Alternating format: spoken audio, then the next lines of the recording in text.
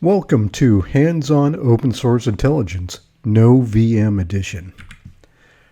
So before we begin, real quick, give you a background on me. My name is Jeff. I have over 22 years in the IT industry.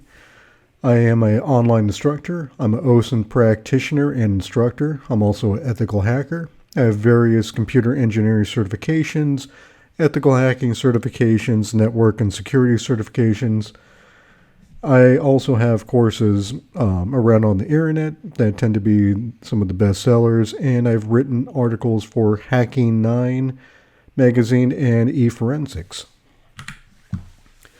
So a quick disclaimer about this course. The opinions in this course are my own and don't necessarily reflect on the hosting site of this course or the sites and vendors that are used in this course.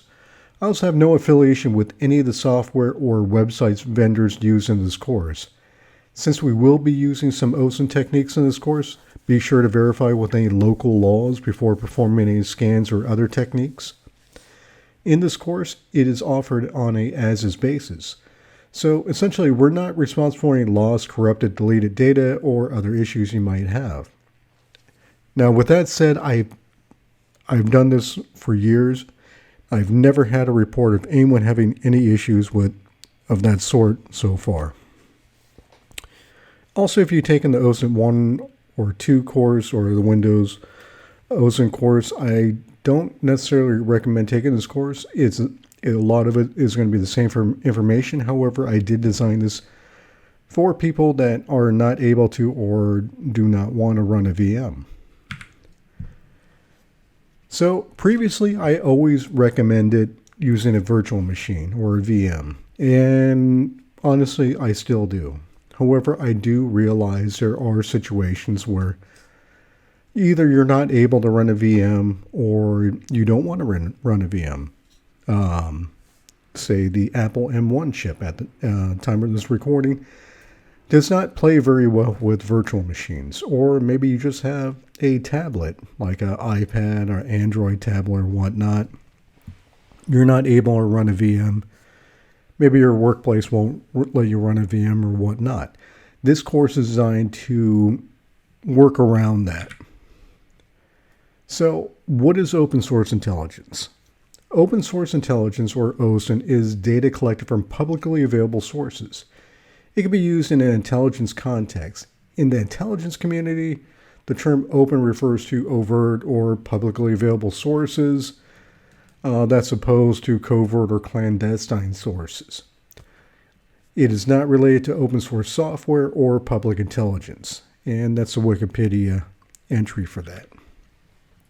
Now, what can we find with OSINT? We can find a lot of different information with OSINT. We can find email addresses, phone numbers, addresses. We can unmask identities, background checks, social media accounts, and information. We can find criminal records, scams, and whatnot.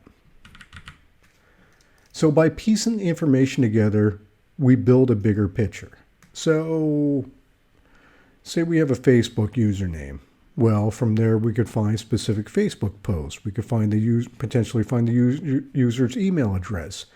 With the email address, we could feed into a data breach dump, and from there we might be able to get the user's password hash. And from the password hash, we might be able to dehash it, find the unique password, and from the unique password, we could see where else it's being used, and then we could potentially unmask who that identity is, or at least start seeing the other places that they have accounts and begin to build a bigger picture. Now, who uses OSINT? Now, a wide variety of people use OSINT. Law enforcement, security professionals, malicious hackers, ethical hackers, business people, investigators, journalists, home users, those three-letter agencies, and much more. For the example of employees may use OSINT to check on social media posts. This example here, a KFC worker was fired after a Facebook post showed her, licking the potatoes, which is pretty disgusting, obviously. Now, if KFC has a division that performs OSINT investigations. Well, they probably found this and took appropriate steps. Or perhaps if they're quick enough and they have a division, well, they could use that division to hopefully find this before it actually starts spreading and other people get a hold of this. That's what some of the uses that OSINT can be used for employers. Say for dating, in this case, it's a woman going on dating sites. Well, an individual may use OSINT to verify the individuals that they're considering going on a date with is indeed an accurately representation of who they're posing to be. So she may go on a dating site, see someone that sounds great, see some photos and that they look handsome and whatnot. They may be able they might use OSINT to take that photo, do a reverse image search. Is that a legitimate photo or is it a model? Where else is that photo being used? And from there, they might be able to find other sites that person's on. And from there, they can potentially find the social media accounts. From the social media accounts, they can kind of start reading the social media account posts. They kind of build a bigger picture of who this person is, the way they're talking, the way they're interacting, the things that they're bringing up. And does that kind of jive with the information they found on the dating profile? Or is this a scam? Things like that, OSINT can come in handy for, essentially for everyday users. Law enforcement or network admins may use OSINT to track down malicious hackers. So there's a wide variety of uses for OSINT, and it's a really incredible field. I'm so happy you're here to check it out. Thank you for watching, and I'll see you in the next video.